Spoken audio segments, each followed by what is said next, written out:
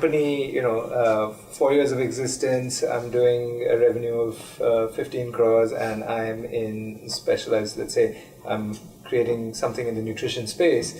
And I've never done any of this before, I've just about perhaps done some kind of trade marketing, and I am selling, I have both B2C and B2B, and it's a bit of a mixed thing. How do I even go about starting with the thought process? What should I keep in mind? How should I even start the journey of thinking whether this is for me or not?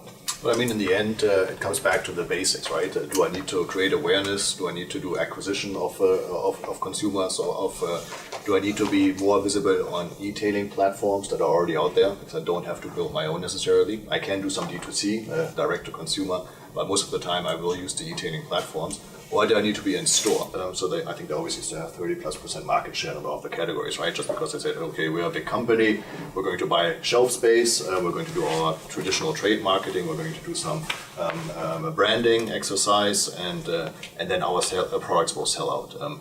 Today, that is no longer the only recipe for success. It might even be a recipe for disaster, because you have a lot of small companies coming in and saying, I've got a great brand, I just need to find one spokesperson to help me, what we call the key opinion leader, or somebody who will go out there and talk about it. That's fantastic. If I don't have that individual, I just need to kind of pick my battles and say, what do I need to do? Do I need to build awareness for my brand? And if so, where? Do I need to be able to tell a story, or do I just need to focus on the benefits? And then, depending on what the right approach might be, and then there's probably 5 ways to reach Rome in this case, or 1,000 ways to reach Rome. You would focus initially on a couple of platforms rather than going big.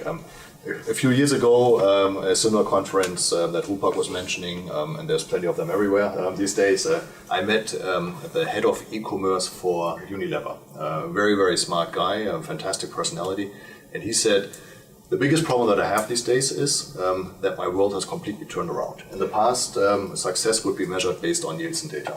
So I would go and I would have, let's say, 30 hair care products on shelf, 30 consumer facings basically, out of 300 or 400. So let's say I had about 10-12% of the facings. I maybe had 30% market share, and I could pat myself on the back and I could tell my marketing director how great you're doing, because we were winning in the Nielsen environment.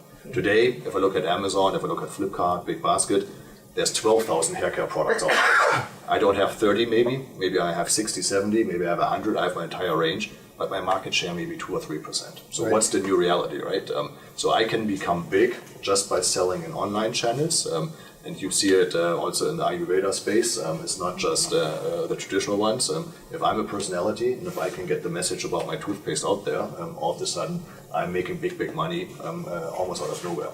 Using very much, I would say, standardized techniques these days. I can use social, but I can also just use marketing clouds to push the messages in those channels that I'm on.